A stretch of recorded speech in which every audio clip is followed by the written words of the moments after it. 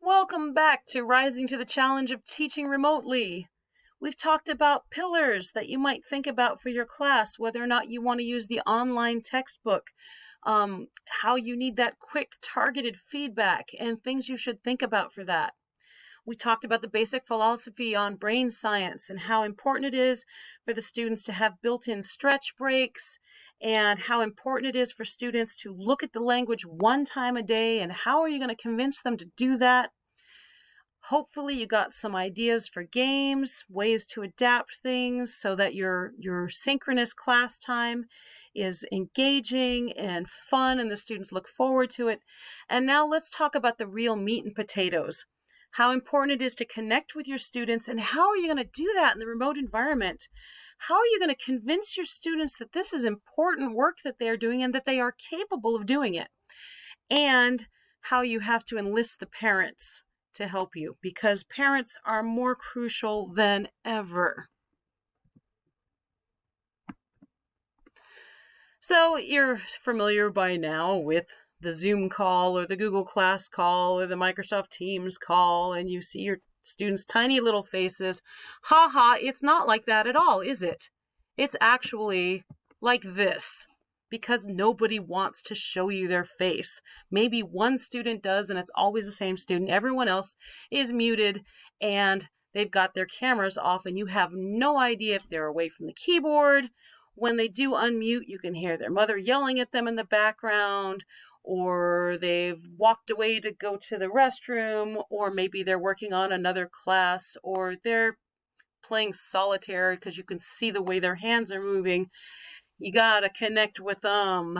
You got to convince them that your class is important.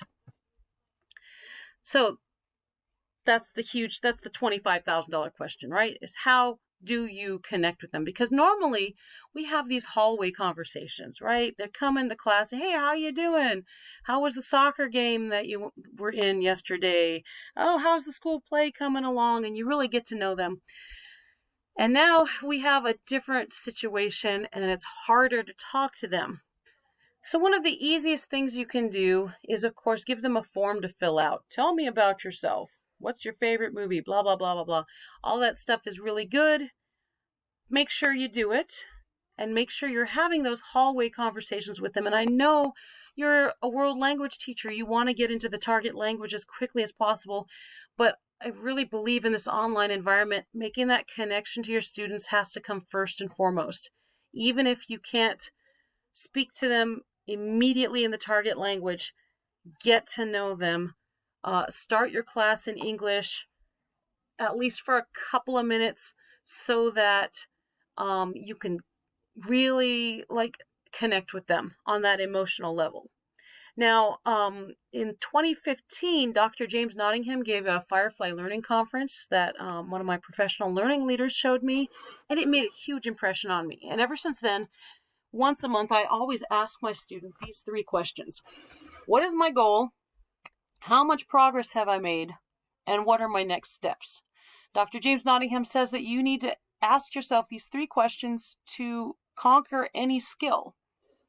And I really took it to heart. And so every Friday, I have my students fill out this weekly self-assessment. And that's one of the questions three of the questions I ask. First of all, I kind of sneakily put in there, hey, did you do your Duolingo every day? Did you do your at the time it was Tiny Cards. Tiny Cards is gone now. So now it's Quizlet. Did you do your Peak Say every day? So I just check in with them, and then I ask them, that's my mouse again, I ask them these three questions. I have them set a small goal, an easily attainable goal. When the students can conquer the small goals, they really see the progress that they're making, and you get their buy-in so much more. And I ask them, how are you doing with that? Are you going to be able to remember the vocabulary next week? And then the last question I ask is a Carol Dweck question. Do you understand that the brain is flexible and is capable of learning? Kind of gimme questions. And, this is just mostly for them. I glance over them. I haven't had to put them in the grade book yet, but if ever a time happened where the students weren't filling them out, then I would put them in the grade book to give them that incentive. But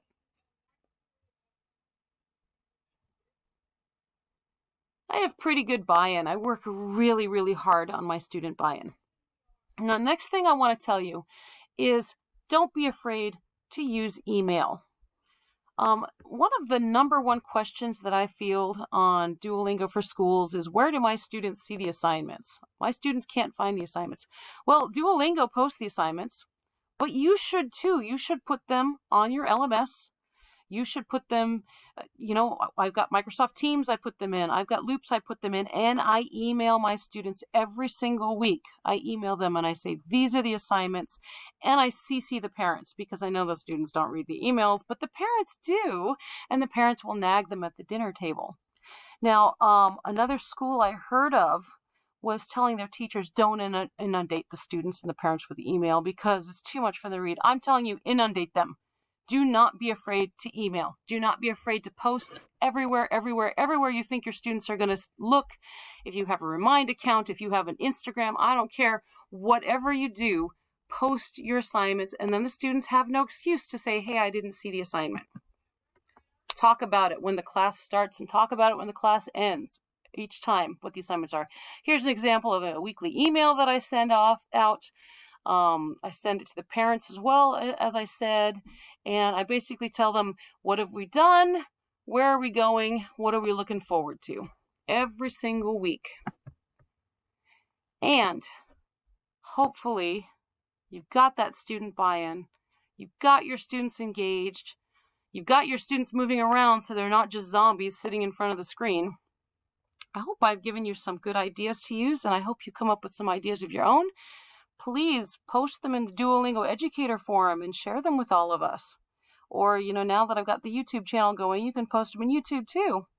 Join the Duolingo Educator Network and tell us about what you're doing there, because, we're all in this together and we can all help each other and help our students. So thank you very much for listening to me drone on and on and on about online teaching.